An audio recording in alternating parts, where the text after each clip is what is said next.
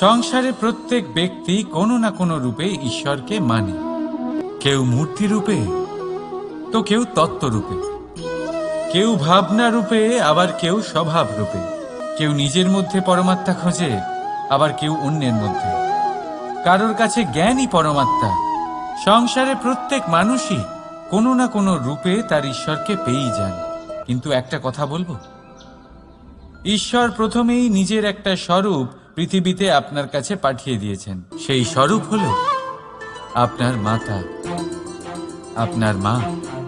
সেই মা যিনি আপনাকে জন্ম দিয়েছেন, আপনাকে বাঁচতে শিখিয়েছেন, আপনাকে সংস্কার দিয়েছেন।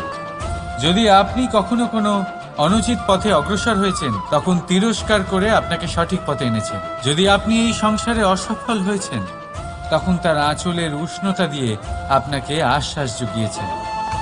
সেই সমস্ত কাজ করেন এই মা, যা ঈশ্বরও করেন। সেই জন্য মনে রাখবেন যে এই সংসারে আপনার সবচেয়ে প্রথম ঈশ্বর যদি কেউ থাকে, তাহলে তা আপনার মা। প্রত্যেক প্রতিমাতে ঈশ্বর নাই থাকতে পারে, কিন্তু প্রত্যেক মায়ের মধ্যে ঈশ্বর অবশ্যই থাকে। রাধা রাধা।